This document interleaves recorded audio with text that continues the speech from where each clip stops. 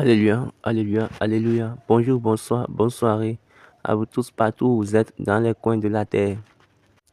C'est encore un autre moment sur la plateforme True Word in Season en ce qui concerne la rubrique des séries de questions, la rubrique des séries d'enseignement biblique du moins. Notre prière habituelle est que notre Dieu soit continuel avec nous. Prions. Jésù Kristi Olúmaìkẹ́ ọba ìjọba Ọlọ́run rere olóòótọ́ adúpẹ́ lọ́wọ́ rẹ̀ nítorí ìwà láàyè rí àti nítorí òtítọ́ rí ẹgbọ́n pẹ́ kó gba ìyìn wa ọba mímọ́ olóore ìyá Ọlọ́run àìkú láti àtètè kan ṣe ní ọ̀rọ̀ rẹ̀ ti wà èémí ọ̀rọ̀ rẹ̀ tó fi tún ènìyàn bí tó fi ṣẹ̀dá ayé àti ọ̀run látòkè wá jẹ́ kó balẹ̀ tó wá jí kí mọ́lẹ̀ fẹ́ bọ́ sí wa kí ẹ̀rí orúkọ rẹ̀ kó dìmọ̀ náà yìí wa ní gbígbọ́ ṣe wáyé fún yìí kálíbà yìí orúkọ Jésù sí lọ́wọ́ àmín àmín àmín orúkọ Jésù. Let us pray. Our Father who art in heaven, hallowed be thy name. Thy kingdom come, thy will be done in earth as it is in heaven. Give us this day our daily bread and forgive us our trespasses, as we forgive those who trespass against us. And lead us not into temptation, but deliver us from all evils. For thine is the kingdom, power, and the glory forever. Amen. So to praise the Lord. Hallelujah, hallelujah, hallelujah, hallelujah, hallelujah, hallelujah, hallelujah. Soyez les bienvenus une fois encore sur le plateau pour cette série des enseignements bibliques en ce jour glorieux, ce mardi 28 avril 2026. Votre semaine de Pâques est très déterminée en cette période. Le voyage de la résurrection à l'ascension, puis à la Pentecôte. Nous sommes toujours là-dessus parce que c'est le moment. Et l'intention de Dieu ne change pas. Parce que comme il est un Dieu éternel, il a fait les choses de telle manière que toutes les choses qu'il a données, toutes les phrases qu'il a prononcées, toutes les lignes qu'il a déclarées, toute parole sortant de sa bouche, de temps en temps, devient quelque chose d'éternité. Dieu a désiré l'homme pour lui-même. Il a désiré restaurer l'homme à son état comme cette personne-là qui détient la domination sur toutes les œuvres de sa main. Il n'a jamais, même à un seul moment, donné la domination aux anges ou bien à une autre créature. Non, il a donné la domination à l'homme. Pour que l'homme puisse avoir la domination en ce moment sur la terre, Dieu règne sur le royaume des hommes.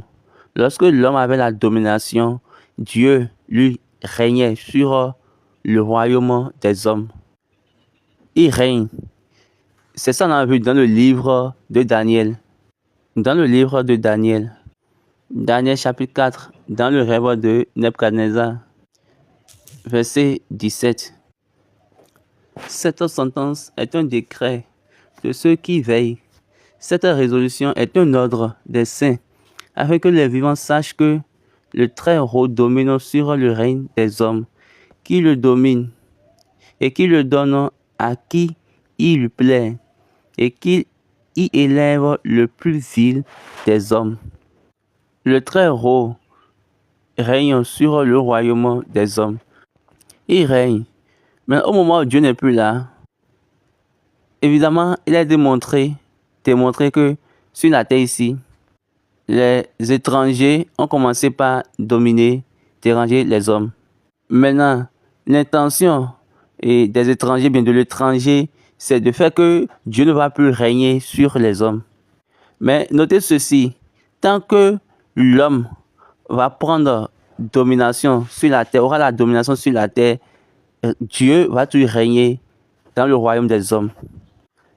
Mais après le péché d'Adam, la domination a été perdue chez l'homme et plusieurs créatures ont commencé par avoir la domination au-dessus de l'homme. Et l'homme a commencé par faire des traités, et bien des accords avec d'autres créatures, d'autres bêtes pour pouvoir avoir la domination. Et eux-mêmes, quand ils s'assemblent par des confédérations, par des alliances, ils ont commencé par amener des étrangers pour pouvoir avoir de domination sur eux-mêmes, pour qu'un homme puisse régner sur un autre homme.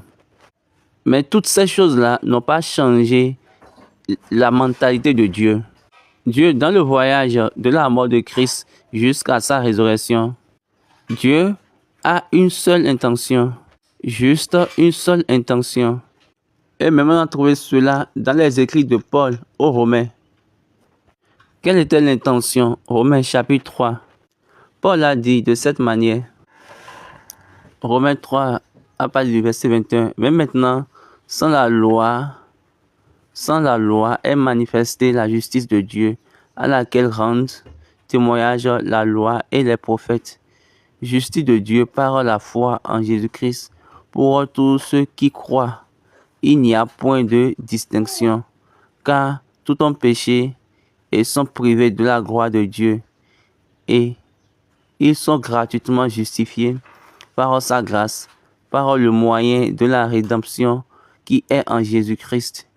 C'est lui que Dieu a destiné par son sang à être pour ceux qui croyaient victimes propiatoires, afin de montrer sa justice, parce qu'il avait laissé impunis les péchés commis auparavant, au temps de sa patience, afin, je dis, de montrer sa justice dans le temps présent, de manière à être juste, tout en justifiant celui qui a la foi en Jésus-Christ. Donc, cette mort de Christ, c'est un chemin en Dieu pour pouvoir montrer, et lui-même, il veut être juste, et le justificateur, juste et justifié. Donc, cette mort en Christ, c'était un chemin, c'est-à-dire une manière à Dieu de se montrer juste et justifié. Tout ce que vous avez vu que Dieu a fait dans le passé, vous voyez plusieurs choses que vous attendez ou bien plusieurs choses que vous lisez dans la Bible.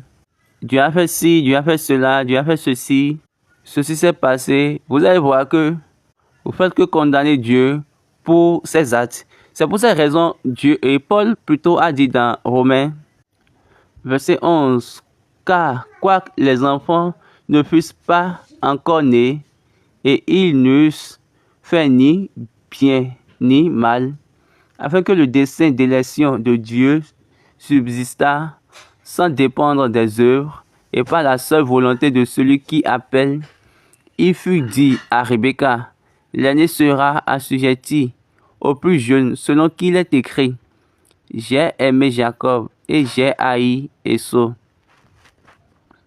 Qu'est-ce qu'il a fait? L'aîné servira le plus jeune. Qu'est-ce que l'aîné a fait?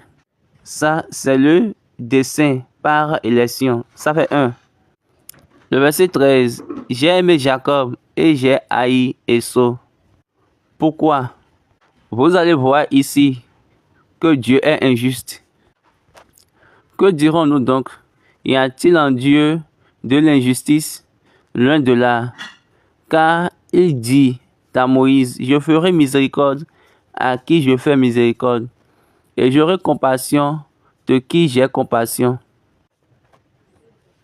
Ainsi donc, cela ne dépend ni de celui qui veut, ni de celui qui court, mais de Dieu qui fait miséricorde. Car l'Écriture dit à Pharaon, je t'ai suscité à dessein pour montrer en toi ma puissance, afin que mon nom soit publié par toute la terre. Ainsi, il fait miséricorde à qui il veut, et il endurcit qui il veut. Il a dit ces choses à Pharaon. Pourquoi? Continuons. Tu me diras, pourquoi blâme-t-il encore? Car qui est-ce qui résiste à sa volonté? Ô homme, plutôt, toi plutôt, qui est pour contester avec Dieu?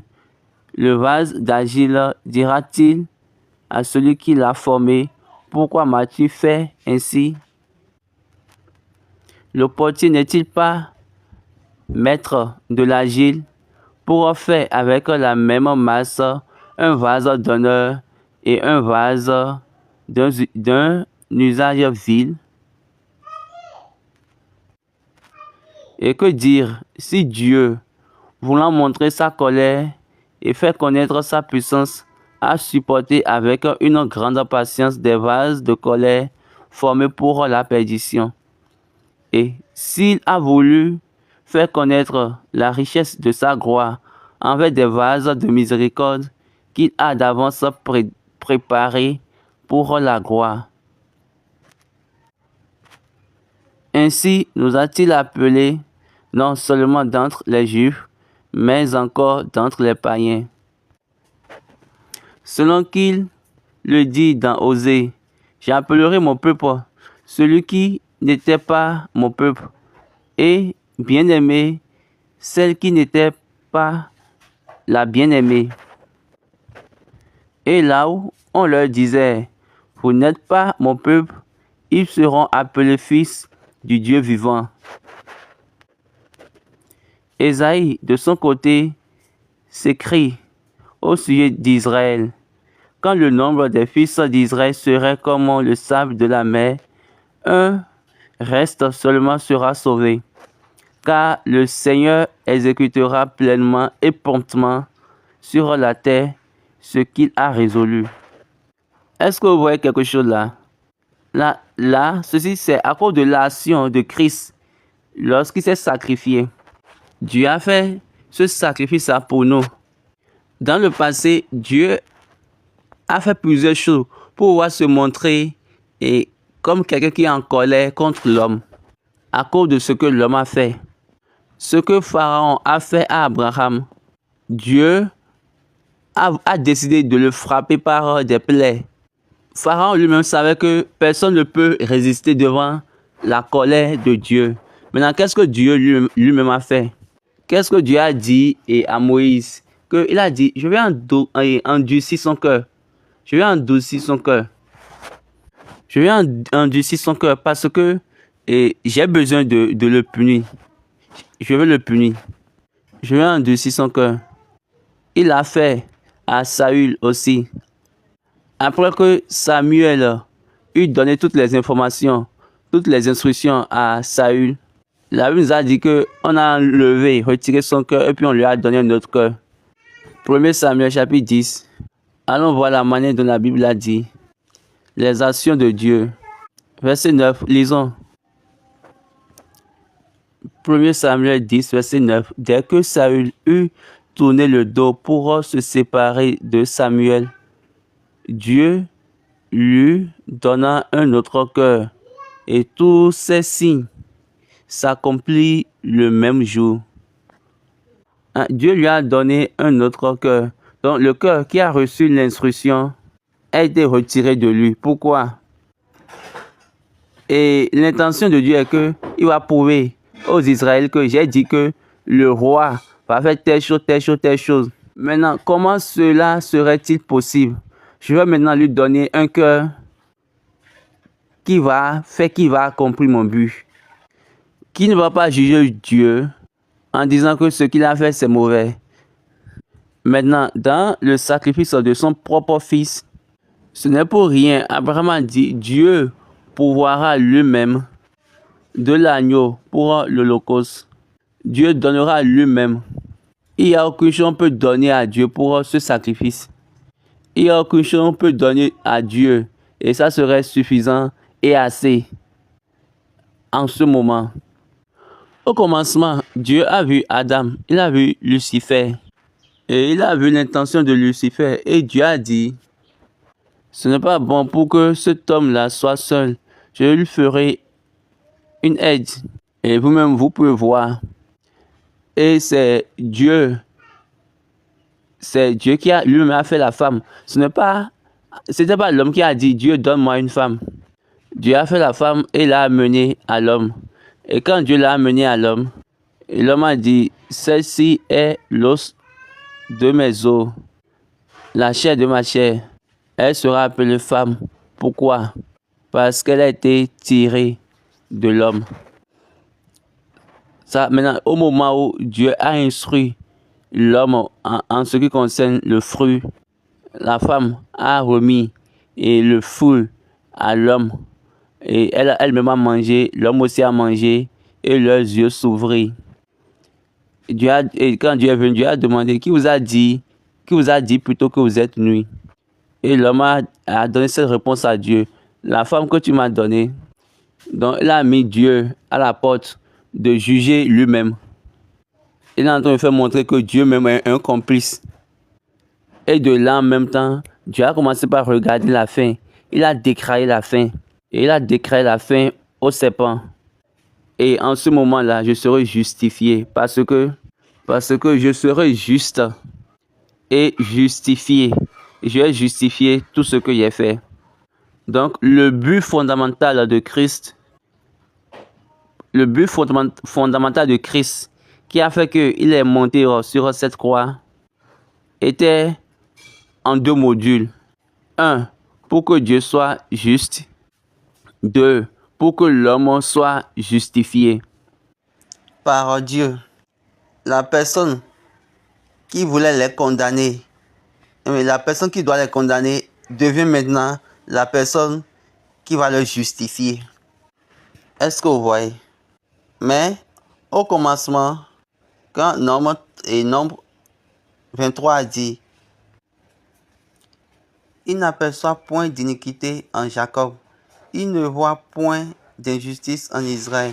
L'Éternel, son Dieu, avec lui, il est son roi, l'objet de son allégresse. Dieu les a fait sortir d'Égypte. Il est pour eux comme la vigueur du buffle. Et l'enchantement ne peut rien contre Jacob, ni la divination contre Israël. Autant marqué, il sera dit à Jacob et à Israël quelle est l'œuvre de Dieu. C'est un peuple qui se lève contre une lionne et qui se dresse comme un lion. Et il ne se couche point jusqu'à ce qu'il ait dévoré la proie et qu'il ait bu le sang des blessés. Ici, la version française a dit quelle est l'œuvre de Dieu, mais la version anglaise a dit on va demander qu'est-ce que Dieu a fait. En ce moment, la mort de Christ sur la croix nous a amené cette conscience-là que Dieu est juste dans tout ce qu'il a eu à faire dans le passé. Et là, la justice de Dieu a été connue. Et de là, on a reconnu que Dieu était juste lorsqu'il donnait de la femme à l'homme. Dieu était juste lorsqu'il avait retiré le nom d'Abraham par rapport à ce qu'il a fait. Que Dieu était juste dans tout ce qu'il a fait dès le commencement. Parce qu'avant, on nous posait cette question. Pourquoi il a retiré le nom d'Abraham et après son acte, juste à cause d'un seul péché, il a retiré son nom. Ça ne montre pas l'amour. Non. Ça, c'est un chemin en Dieu pour la justice. Dieu ne va pas dépenser et toi, tu vas commencer par mener une vie d'excuses. Tant que tu crois en ce sacrifice-là que Dieu a fait, il a dit qu'il va te justifier et qu'il sera la personne qui justifie. Quiconque croira. L'intention de Dieu, c'est de déclarer sa justice, sa droiture, qui vient par la foi. Et là, il est capable de dire, dans toutes ces choses-là, je suis juste dans tout ce que j'ai eu à faire. Mais à travers ce sacrifice, il a dit, je veux justifier tout le monde. La Bible nous a dit, même ceux qui étaient morts, au temps de Noé, au temps de Paul, depuis le temps de Noé jusqu'au temps de Paul, à travers la dispensation des temps, Jésus est venu, il est parti dans l'enfer et il s'est adressé à eux. Et il doit s'adresser à eux. La Bible nous a dit qu'il a prêché l'évangile à ceux qui étaient dans l'enfer, afin qu'ils soient en joie. Donc voici la chose. Le voyage de ce point Le voyage de la croix, c'est le voyage de notre désobéissance à l'obéissance. Le voyage de la croix, c'est un voyage de notre désobéissance à l'obéissance, de notre incrédulité à la croyance, à la foi. Au moment où vous marchez avec Dieu, suivant la ligne de la croix, tu crois à Dieu. Lorsque vous croyez à Dieu, la justification vient. Et par cette justification, tu es libéré de toutes choses qui te détenaient. Quand vous croyez en cette justification, par cette foi, vous êtes capable de déclarer votre liberté. Donc, le voyage de là jusqu'à l'ascension, puis à la Pentecôte, c'est de ça que nous allons discuter. Que Dieu a dans son esprit de faire tout ce qu'il va faire pour pouvoir ramener l'homme à son état initial, ramener l'homme à lui, à ce qu'il a proposé, à son but. Donc, au moment où vous allez dans la mort de Christ, vous allez vous voir libéré et devenir fils. Voici, de la mort de Christ jusqu'à la résurrection. Et la fin de cette mort, c'est pour qu'à la fin, les fils soient adoptés. L'espoir de la résurrection, l'espérance de la résurrection est vraiment, il s'est ressuscité. Pourquoi? Afin que Dieu soit justifié. Afin que Dieu soit justifié, afin que l'homme soit restauré. Cette résurrection a mené l'espoir pour la restauration. Ramener l'homme.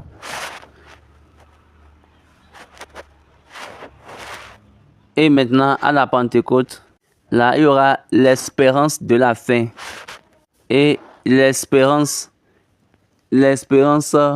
finale est que il y aura l'adoption. Est-ce que vous voyez? Dans chaque promesse de Dieu, là, je connais les pensées que j'ai faites sur vous. Là, dans Jérémie 29, verset 11, car je connais les projets que j'ai formés sur vous, dit l'Éternel, projets de paix et non de malheur, afin de vous donner un avenir et de l'espérance. La version anglaise parle de pensée. Je connais les pensées que j'ai faites sur vous, pensées de paix. Il a dit cela dans Jérémie. Je connais les pensées que j'ai faites sur vous. Donc, le désir de Dieu, c'est de vous donner l'espoir, l'espérance. L'espoir et l'espérance à la fin. Donc, de toute chose qui vient de Dieu, il y a l'espérance. Il y a de l'espoir. C'est pour cela qu'il a dit, et dans la foi, que la foi est la substance des choses qu'on espère. L'évidence des choses qu'on ne voit pas. L'évidence de vos péchés. Mais il y a la substance de l'espoir. La résurrection, c'est pour amener de l'espoir pour la restauration. Et la Pentecôte a amené l'adoption, lequel qui est le point final, l'espérance finale. Tu ne seras pas juste son fils, mais tu seras adopté. Excusez, tu ne seras pas juste restauré, mais tu seras adopté. Il ne va pas simplement que te donner la vie. Le cantique 26 Goum. Le cantique 26 Goum. C'est un cantique pour l'adoption. C'est un chant d'adoption. C'est un choix à Dieu. Tu as choisi à pouvoir ramener l'homme à lui, vers lui-même, pour pouvoir les adopter, pour pouvoir leur donner la vie qu'il a promis dès le commencement. C'est un choix pour Dieu d'amener l'homme vers lui-même, d'adopter les hommes, leur donner la vie qu'il avait promis dès le commencement, qu'il a dit qu'ils doivent vivre, et la vie pour laquelle ils étaient destinés. La vie qu'il a construit pour eux, la vie qu'il a personnalisée pour eux. Et cette vie-là, c'est la vie de domination. Dieu a dit, faisons l'homme à mon image et à ma ressemblance.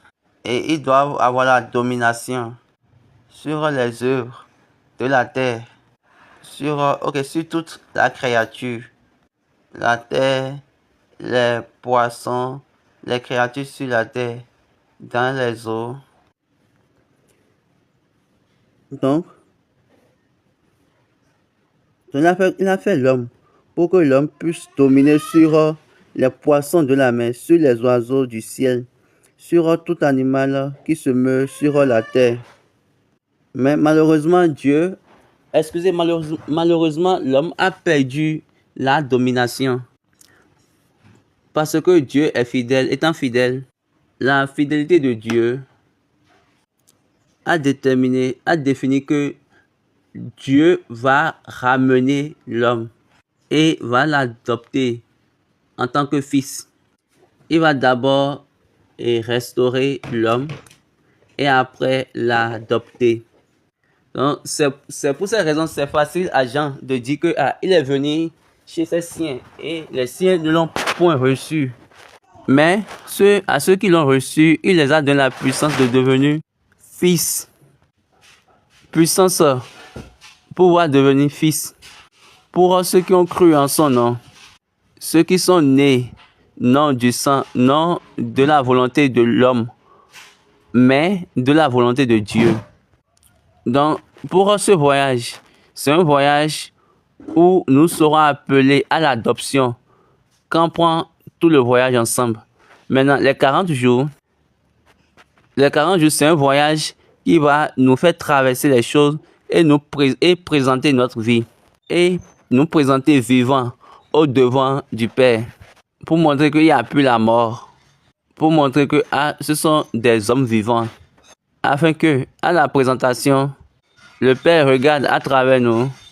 Afin que, à la présentation, le Père regardera à travers nous, en face de Jésus, le visage de Jésus plutôt. Et de là, il va déclarer notre adoption en tant que fils. Donc, posons-nous cette question. Est-ce que nous voulons vraiment finir ce voyage pour devenir fils? Est-ce que ce voyage nous amènera à être fils? Est-ce que nous marchons en tant que fils ou bien nous perdons notre temps? Nous avons déjà fait 3 semaines dans les 40 jours et ça reste quelques jours pour l'ascension. Donc pose-toi cette question. Quelle sera ta part pour ce voyage à la Pentecôte? Et ce voyage à la Pentecôte, c'est un voyage de chaque année. C'est le voyage de Dieu.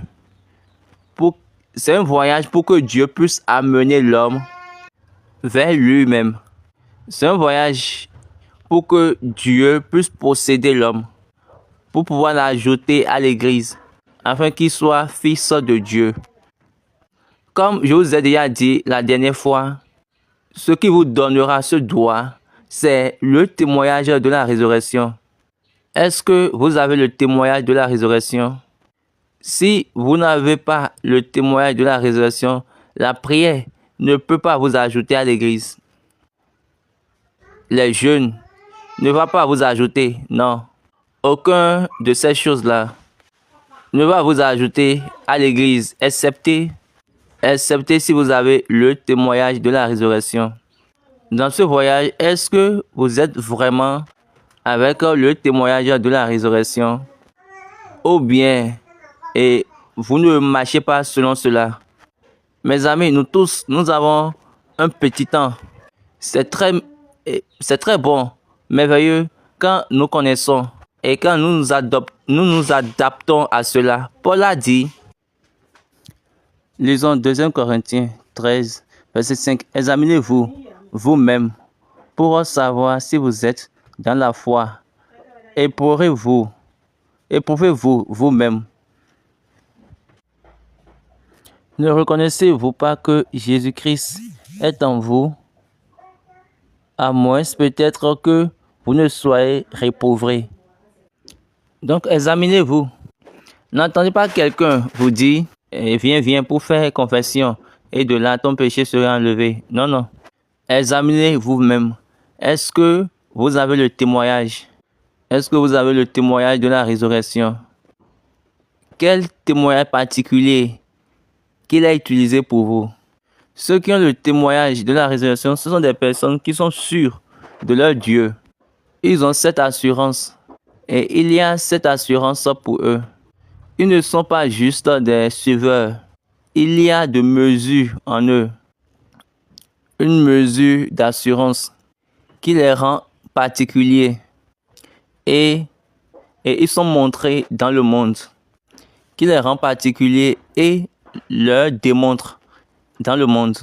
En tant que cette personne-là qui a le salut à travers l'adoption. Et vous étiez ensemble. Nous étions ensemble. Et nous ne sommes pas encore certifiés par nous-mêmes dans ce voyage pour dire que ça c'est vraiment de Dieu. Alors pourquoi avons-nous commencé? Pourquoi avons-nous commencé? Pourquoi nous vivons avec quelque chose qui n'est pas constant dans la vérité, avec la vérité? Pourquoi quelque chose qui n'est pas conforme à la vérité vient nous voler? Pourquoi? Tu as dit dans Romains 13, verset 12, la nuit est avancée, le jour approche. Dépouillons-nous donc des œuvres des ténèbres et revêtons les armes de la lumière. C'est le moment pour nous de nous lever. Parce que pendant combien de temps nous allons rester ordinaires?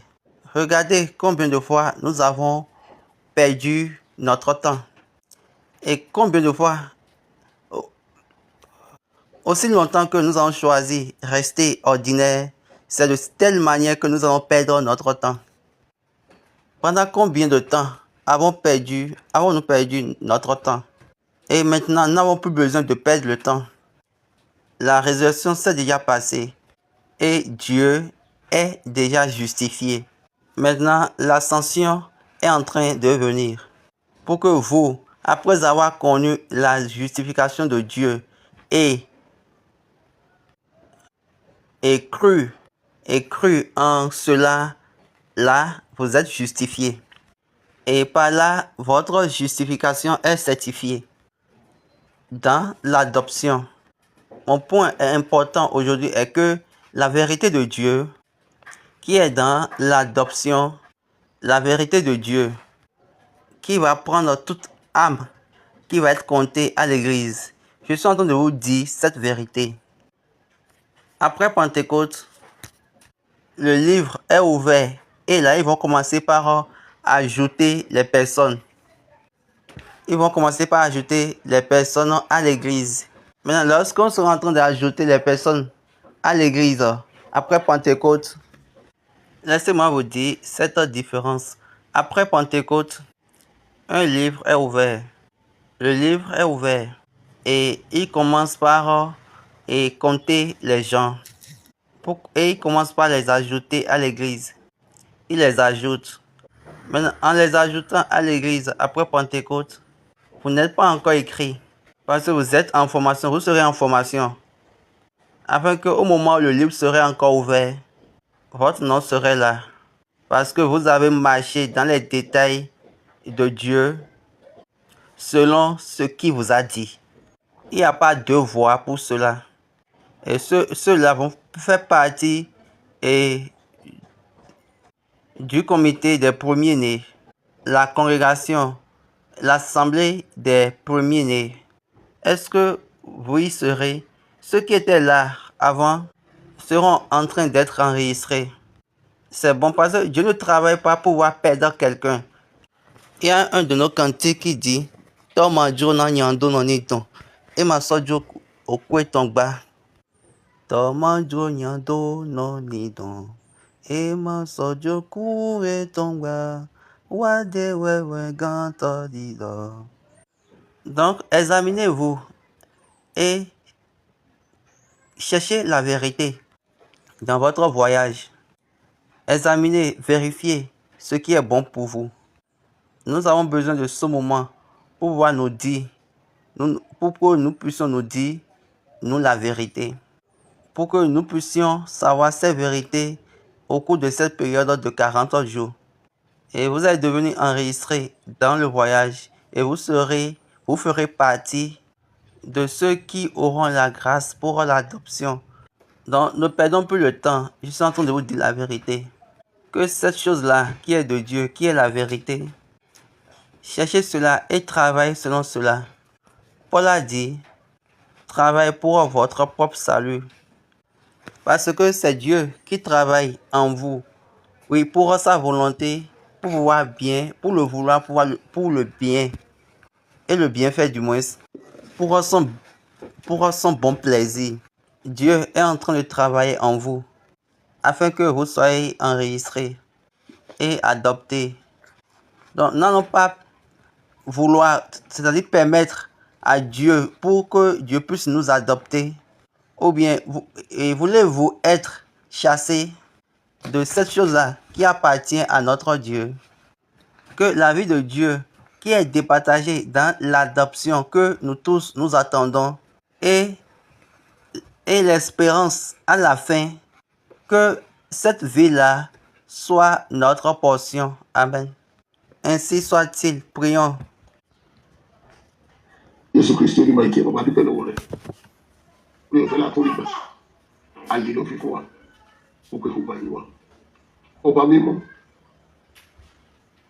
ètò ìyanu àti ìpinnu tó gbé kalẹ̀ fún àwọn tó gbàgbọ́ òun náà la wà lẹ́nu èyí àwọn àkókò náà lè yí ọba rere má jẹ́ sọ̀rọ̀ ayé wa má jẹ́ sọ̀rọ̀ sí wa lára tí wọ́n yẹ fún orúkọ ẹ̀ kí ìpinnu ìfẹ́ kó fìdí múlẹ̀ láyé wa kí ẹ̀rí tí tóbi orúkọ ẹ̀ kó dé mọ̀ àní kí ayé táwọn tó wọ̀ lọ́nà pàṣẹ sí orúkọ Jésù Kristu náà méjì hallelujah hallelujah hallelujah hallelujah hallelujah hallelujah.